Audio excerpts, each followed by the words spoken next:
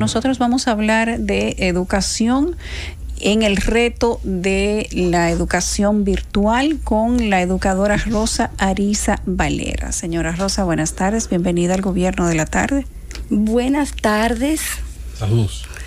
¿Cómo están ustedes? Bien, para nosotros es un placer tenerla aquí. A propósito de que hoy sería interesante hablar de los retos de la educación en general, un día en que estamos hablando de la necesidad de la eliminación de la violencia, no solamente contra la mujer, sino de la violencia social en general. Yo encantada de estar aquí, porque ustedes saben que el Gobierno de la Tarde gobierna realmente. Y estar con ustedes es un verdadero placer. Gracias. Su opinión particular para partir desde algún punto respecto de los retos que tiene la educación a raíz de la situación en la que se encuentra el país por la pandemia del COVID-19. Mire, hay varios retos.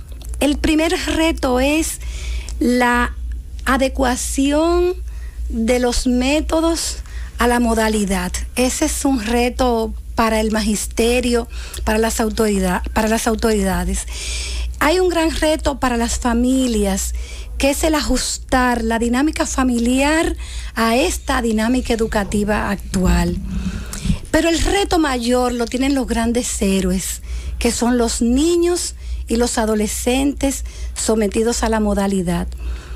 Porque para un niño la falta de movimiento es falta de vida y desarrollo.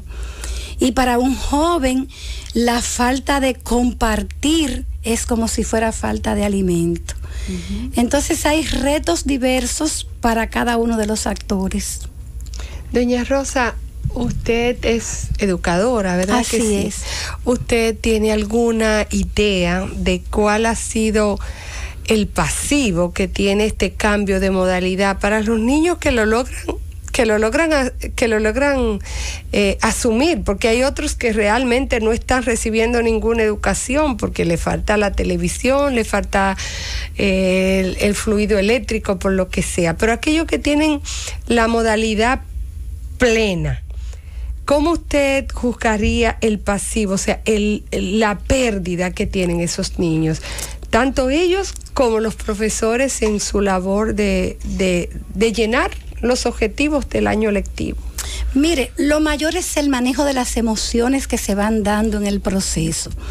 Primero, estar solo en la casa, sin los compañeros, sin el contacto visual de un educador, sin el olor de la escuela. Ese cerebro, yo no me quiero imaginar los conflictos en que entra el cerebro de un niño frente a un dispositivo electrónico, porque no hay olor, y el olor de la escuela es altamente motivador. No hay color, o sea que la parte sensorial de los niños está totalmente afectada porque no está el color de la escuela, no están los espacios, así es que mentalmente los sentidos del niño están como aprisionados. Es como si lo sacáramos de un patio iluminado a una sala oscura. Así yo imagino el cerebro de los niños en este momento. Entonces tienen que hacer toda una adaptación de sus ojos, de sus oídos, de su olfato, de su cuerpo en sentido general, porque ese cuerpo también estaba adaptado a un mobiliario que ahora cambió. Yo siento que no estamos entendiendo bien el proceso y se entiende que es solamente las clases y ya no, es un ser humano el que está envuelto con sentidos y sentimientos. Entonces el gran pasivo es el tener que ajustar sus sentidos al nuevo ambiente. Y el otro gran pasivo es arropar sus sentimientos y, bueno, encerrar los sentimientos para compartir por una pantalla. Eso es realmente inmenso. Hay algo que me imagino se podría conectar a lo que está usted diciendo. La escuela no es solo acumulación de conocimiento, hay una parte psicoafectiva que se va probando todos los días en relacionarse con los compañeritos, en todo esto, a la que pienso agregar algo para saber su opinión. Igual, el entorno en el que está, hay que decir que es un entorno que generalmente está tenso, que está dentro de una situación que la pandemia produce hacia sus padres. Yo soy de lo que cree, profesora, que algunas de las horas más seguras, no diré felices, pero las más seguras que muchos niños tienen en el día cuando están en la escuela. Cierto. Y ahora, ni siquiera ese momento de esa certeza de que está el profesor, la profesora, de que hay una disciplina, un orden, de que están los amiguitos. A veces algunos ya ni siquiera tienen eso. ¿Cómo va? ¿Qué efecto puede producir eso en esa parte de nuestra niñez? Mire, el efecto ya lo estamos viviendo. Si ustedes se detienen a mirar una pantalla, ven rostros tristes, ven rostros de soledad. La semana pasada me decía un niño, yo aquí estoy más solo que una papa. Yo no pude interpretar qué es estar más solo que una papa, pero sí llamé a su mamá inmediatamente. Le digo, ¿con quién se queda? Dice, solo. Sí. ¿Y qué edad tiene el niño? El niño tiene 11 años. Sí. Y entonces yo lo veía en la pantalla, porque yo voy supervisando cada uno de los cursos, yo dirijo un colegio. Yo los he visto de 7 y de 6, compañeritos del mío, solos también. Sí, y el niño yo lo vi haciendo muchas cosas, muchos movimientos, y bostezaba y respiraba. Entonces la soledad a ese niño lo estaba azotando, realmente azotando. Pero estaba solo en la casa. Solo en la casa, la mamá tiene que irse a trabajar. Eso está pasando con una cantidad importante. Grandísima. Es que sí. Grandísima. Entonces, hay gente que no está viendo ese iceberg. Yo no sé por qué se niegan a verlo. Bueno, y es el más grande. Yo, en algún momento vamos a estar hablando de las recomendaciones. Profesora, pero eso que usted nos cuenta, que nosotros ya lo hemos hablado aquí en múltiples ocasiones, plantea también una pregunta más. ¿Qué va a ser peor al final? ¿Exponer los niños al COVID en el colegio, con los profesores, con los demás amiguitos, aunque usen la mascarilla, etcétera? ¿O exponerlos al tema de la inseguridad estando solos en una casa? Mire, es realmente un reto, una disyuntiva bastante difícil de manejar. Sin embargo, tenemos que priorizar la vida. Y exponerlos al contagio no es lo ideal, no es lo bueno, porque se trata de niños que están bajo nuestra custodia. Pero estando solos en una casa no tienen riesgos. Sí que los tienen. Por eso el COVID también. Mire, un niño puede prender una estufa y pegarle fuego. Bueno, pero ahí vamos.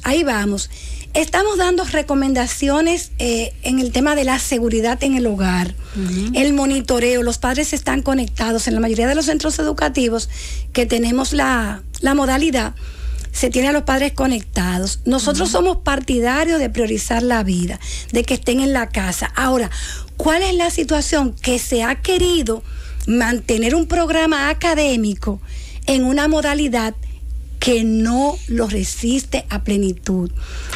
De eso quisiera hablar. Es la modalidad. Usted como educadora, ¿usted cree que los profesores que tenemos en el sistema público, no voy a hablar del privado, del sistema público, están en capacidad de dar, aunque sean los contenidos priorizados, porque el Ministerio de Salud, el Ministerio de Educación priorizó algunos contenidos?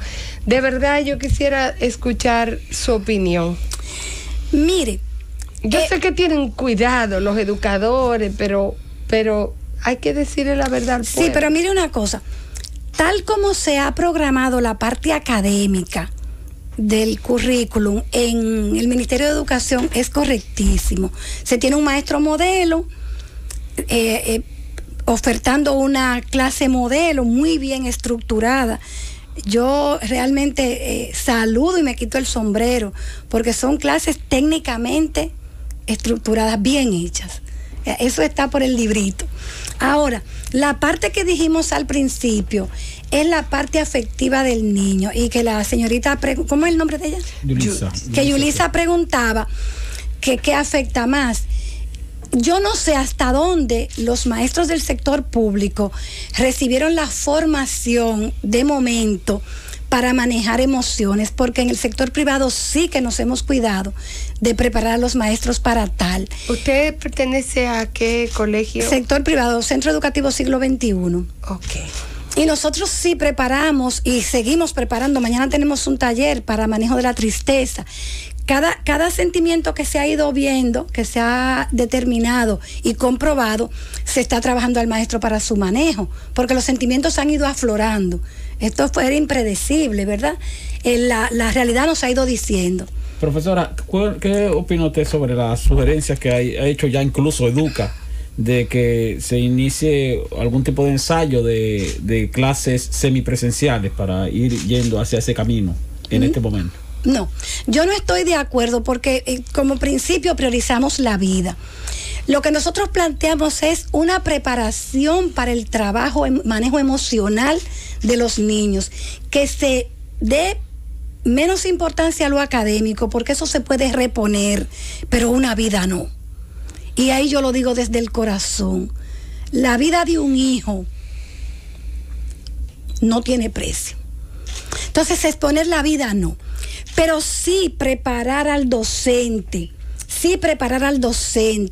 para manejo efectivo de emociones. Y yo había hecho una propuesta a nivel público de que este año escolar se trabajara un currículum más humano que académico, porque es la necesidad que el mundo plantea y grita. Entonces yo no estoy de acuerdo con la semipresencialidad. Incluso nuestros profesores están trabajando desde sus casas. Nosotros acomodamos a los maestros en sus casas hace unos minutos, para que no se muevan. Usted reconocía hace unos minutos que hay niños que están solos en sus casas porque sus padres trabajan. Y no es arriesgar la vida también para esos niños estar en esa situación. Es decir, porque si por arriesgar la vida no vamos a aprobar la presencialidad de ninguna manera, o sea, ¿qué habría que hacer? ¿Esperar 2 años a 1, 2, 10, 5, no sé? No, fíjense algo. Ese niño que se está quedando solo no es un bebé, es un niño, un preadolescente o un adolescente, que en otras oportunidades y por múltiples razones tienen que dejarlo solo. Es entrenar. Por ejemplo, nosotros hemos hecho un entrenamiento sobre seguridad. Yo voy a invitar a que visiten nuestro... ¿No podría haber un entrenamiento para la presencialidad? Sí, naturalmente que sí. El tema está, mire, que tenemos, yo lo voy a decir eso como decía Susana, que se sepa, tenemos un pueblo mal educado. Fíjese lo que ha costado que la gente respete el distanciamiento. ¿Dónde lo respetan? Pero fíjense, no, estamos hablando de nuestro entorno. Yo tengo que ir a hacer una fila a un lugar público y yo tengo que pedir que se distancien de mí. Sí, entonces, un niño transitando en la calle, un transporte colectivo, o sea, es un manejo. Profesora, pero una cosa, el que no se entrenamiento controla. que se le tiene, por ejemplo, estamos hablando de entrenamiento. Entrenamiento es, digamos que un manejo que abarca muchas cosas. Sí. El mismo entrenamiento que yo le puedo dar a un niño para que se quede solo en la casa, mira, no prenda la estufa, no saque cosas de la nevera, no abra la puerta a nadie que te toque, no salga para el balcón, no coja los cuchillos de la cocina, etcétera. No meta el dedo en el enchufe, no entre cosas punzantes en los enchufes, que no sé si lo va a hacer. En una casa no sería el mismo entrenamiento que tengo que darle para decirle, en la escuela no te quites la mascarilla, lávate las manos cada 2 o 3 veces. Va a tener supervisión permanente de una profesora. De lejos de los otros amiguitos, y hale caso a la profesora. Seguro. Con la variante de que en la escuela tiene un adulto que lo supervisa y en la casa, aunque tú le digas, no le entre los dedos a los enchufes, no coja los cuchillos para jugar, ahí está solo. Una muchacha de la casa que no entiende nada. O sea, entrenamiento es entrenamiento. Sí. ¿No cree usted que nosotros podríamos encontrar equilibrio en el entrenamiento a los niños para una cosa u otra? Cierto que sí. El asunto es que al salir de la casa, el niño está a expensas de otros. No está solo. Okay. Un niño que es educado y que sabe obedecer y seguir instrucciones, le va bien como quiera, y es una de las ventajas que esta oportunidad nos está ofreciendo. Okay. Desarrollar autocontrol. En el colegio siglo XXI, ¿usted ha tenido caso de algún niño que no tenga las condiciones para conectarse a la educación a distancia, la modalidad? No. Es un Usted grupo... ve, doña Rosa, es que son realidades muy diferentes. Sí. Mire, yo no soy abanderada. Es Mendoza aquí, el mayor abanderado del piloto de la semipresencialidad. Pero la realidad es que las realidades, valga la redundancia, son muy diversas. Seguro. Y esa es una riqueza y una gran oportunidad. Pero déjame completar lo que ella decía del entrenamiento. Cuando el niño está bien entrenado en su casa, hay más garantía que cuando sale a encontrarse con otros que quizás no tienen el mismo entrenamiento, hay gente desaprensiva en la calle. El respeto, óigame algo, yo propugnaba porque este fuera un año de enseñanza solamente de valores, lectura y escritura. Podría ser. Que todo eso que yo estoy mirando unos contenidos en la televisión extraordinariamente buenos, pero que en este momento no son tan útiles como enseñar a respetar al otro. Pensar que yo soy el otro del otro. Eso es importante saberlo. Entonces, ¿qué es lo que pasa? Que con la semipresencialidad exponemos al niño a encontrarse con otros. Y precisamente lo que el mundo entero, la ciencia, nos está demandando es el distanciamiento. Profesora Arisa, tenemos que hacer una pausa, va a ser muy breve. Regresamos de inmediato con los retos de la educación virtual con la profesora Rosa Arisa Valera. El gobierno de la tarde. Estamos de vuelta en el gobierno de la tarde. Hablamos de retos de educación virtual con la profesora Rosa Arisa Valera. Profesora, antes de irnos a la pausa, yo le iba a contar que ciertamente decidir entre si dejar a un niño solo en la casa para distanciarlo del COVID o llevarlo a la escuela para que no esté solo en la casa y tenga una mejor educación es una decisión que tal vez los padres no deberíamos tener que tomar. Sin embargo, el COVID, la pandemia, nos ha planteado una situación distinta a lo que todos habríamos deseado y a lo que nos habríamos imaginado quizás. Quiero saber cómo cataloga usted el programa de educación que tenemos en este momento por televisión, donde no hay retroalimentación de si los niños copiaron, no copiaron, entendieron, no entendieron, una hora de clase prácticamente por curso. Desde su punto de vista y su experiencia, cuando contemos el año que viene, este plazo, luego de terminar las clases por televisión, ¿de qué cree usted que estaremos hablando en materia evaluativa? ¿Un año perdido? ¿Niños que habrá que repetirle el curso? ¿O simplemente los pondremos al día en la medida que se pueda? Mire, la última de las alternativas que usted dio, porque ocurre que en la televisión hay una clase modelo que ya yo decía al principio muy bien estructurada, pero en las escuelas los profesores están dando seguimiento a los grupos. Entonces, quizás, y lo vamos a tener que hacer todos, ya Siglo XXI comenzó el programa de recuperación esta semana, porque la recuperación tiene que hacerse obligatoriamente porque usted sabe que hay diversas formas de aprender y hay niños que no pueden aprender por una pantalla, sencillamente no pueden. Así es. Ya yo tengo un caso, nosotros estamos registrando casos y tengo el caso de un niño que se me reportó como que no ha participado en clases. Cuando lo llamo me dice, es que cuando yo me vi en la pantalla me asusté. Yo no quiero estar en la pantalla con el grupo. Y la profesora, para que el niño participe, le hace llamadas individualmente a él. Entonces la retroalimentación final se tiene que dar. Yo en este momento no sé cómo lo están manejando los profesores de la escuela pública, pero sí sé que ellos están conectándose de alguna manera con los alumnos. Por otro lado, se plantea que no es solamente la televisión, porque tenemos zonas de la República donde no hay conectividad televisiva. Entonces ellos están utilizando la radio. Las alternativas, yo le hablaba y le escribía a Pablo Maquina y una nota y le decía, hablemos de educación a distancia, no hablemos de educación virtual, porque la virtualidad es un porcentaje, la radial es otro porcentaje, y la de llevar cuadernillos es un porcentaje. Que esa sí es totalmente. Entonces, es bueno hablar de educación a distancia. Doña Rosa, yo le voy a plantear algo que usted me ha estado huyendo. ¿A qué le he estado huyendo? Yo le escucho. Yo no soy mujer de huir. Yo le escucho pronunciar, pero además yo sé de dónde usted viene, sé cuál es su formación y se nota. Ya ustedes me han identificado más de la cuenta. No, es que nada más escucharla hablar, pero esos no son los profesores que nosotros tenemos. ¿Cómo usted ve la diferencia entre la educación pública y privada? Porque yo le puedo decir que lo que usted ha expresado aquí es que usted está a años luz de los profesores que están adiestrando esos profesores modelos que usted está viendo en la televisión, que no son los que están dando clases, son los que no van a esa presentación modelo, la diferencia que ha aflorado. Sí, la diferencia sencillamente es amplia, para no utilizar un término mayor.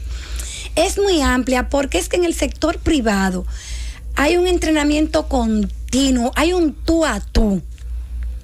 Los padres del sector privado están integrados en la totalidad. Por ejemplo, tenemos padres que desde sus oficinas, con permiso de sus jefes, están dando seguimiento a las clases y asisten a las reuniones de padres. Y un profesorado que está respondiendo. Sí. De un nivel altísimo, doña Rosa. Sí.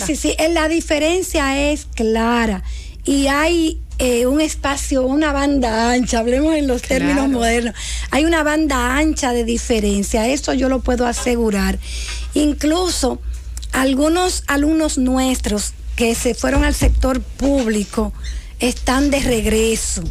Yo tengo 2 familias que pidieron excusa y regresaron, porque hay una atención personalizada, hay una atención al cliente. Profesora, hay diferencia, eso yo no le voy a huir, yo no le huyo a ninguna, no le huyo, a ninguna respuesta, y eso es así. Entre las diferentes modalidades que tenemos, de las cuales usted ha mencionado varias ya, por radio, por televisión, con cuadernillo, voy a sacar de ahí la clase virtual, que son principalmente la de los colegios privados, porque eso es otra cosa. Ahí el padre paga, reclama y el colegio responde.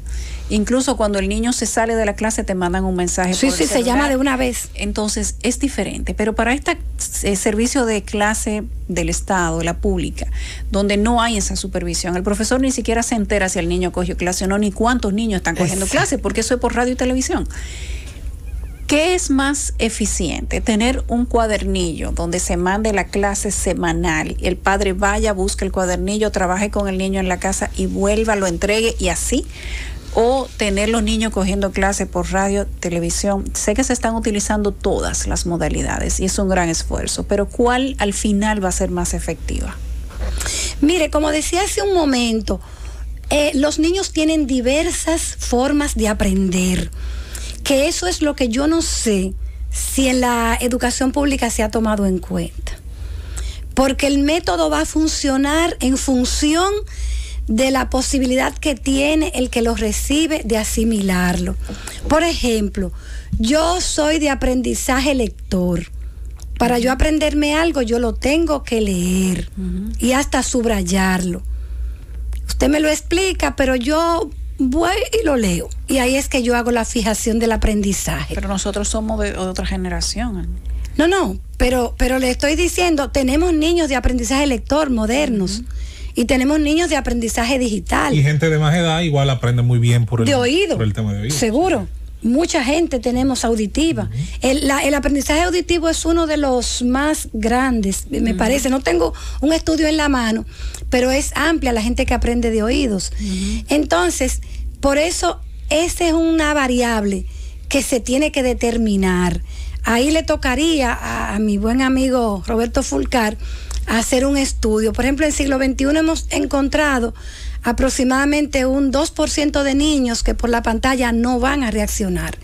Entonces ya a esos niños se les está preparando su plan de trabajo, como el que tiene un plan de trabajo que es por teléfono, que le explica.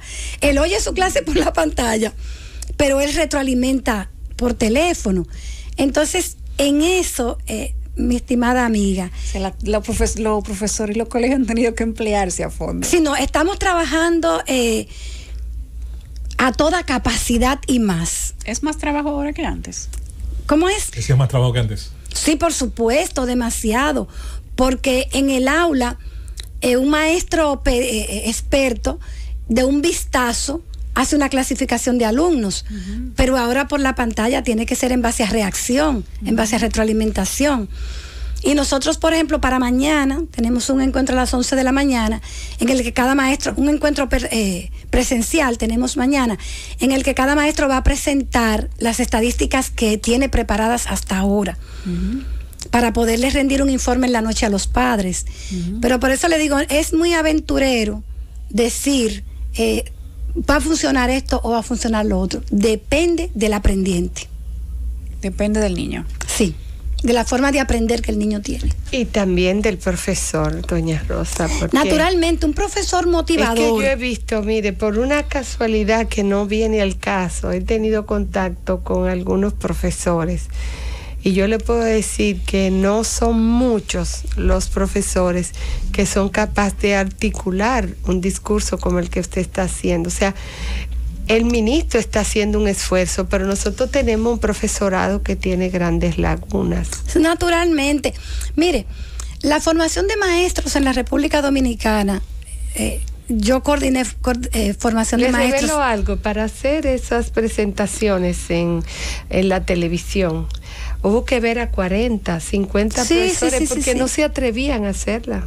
Sí, seguro. Estaban nerviosos. Sí, mire, nosotros tenemos, y eso es, lo conoce todo el mundo, tenemos un déficit de desarrollo humano y un déficit de desarrollo académico. Nosotros hicimos un estudio hace aproximadamente 10 años en el que encontramos que un 62% de educadores no tenían una ortografía aprobada, ni la dicción, ni la lectura. Entonces, el problema viene de lejos. Nosotros tomarlo ahora no es ni siquiera humano. Yo pienso que pasada la pandemia, pasado este año escolar, en la formación de maestros tiene que pasar algo, porque tenemos maestros que no ha revelado mucho las diferencias. Ustedes no están priorizando contenido como el sector público, ¿verdad que no? Ustedes están tratando de dar todo el currículum, todo el exactamente. Contenido. Nosotros primero comenzamos el 18 de agosto. Capacitamos a todo el personal, como se pasó el último trimestre de manera virtual. Inmediatamente terminamos en junio, el 7 de julio, comenzamos la capacitación de maestros. El 18 de agosto ingresamos a los niños para la capacitación en el logueo, en el manejo del Google Meet, en eso. Pasamos 2 semanas. Y en septiembre comenzamos el currículum con todos sus contenidos, pero priorizando la vida, manejando las emociones y trabajando el autocontrol.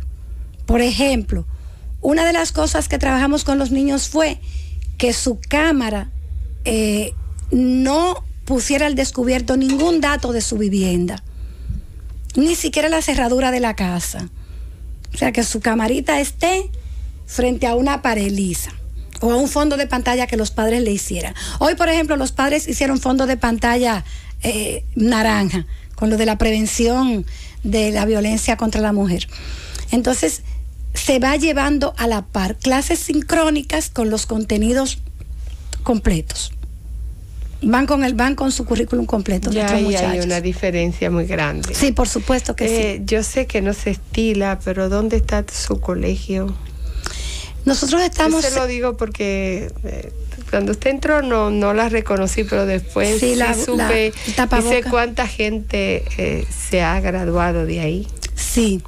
¿Dónde está? Nosotros estamos en la urbanización Lucerna, en la calle La Estudiantina.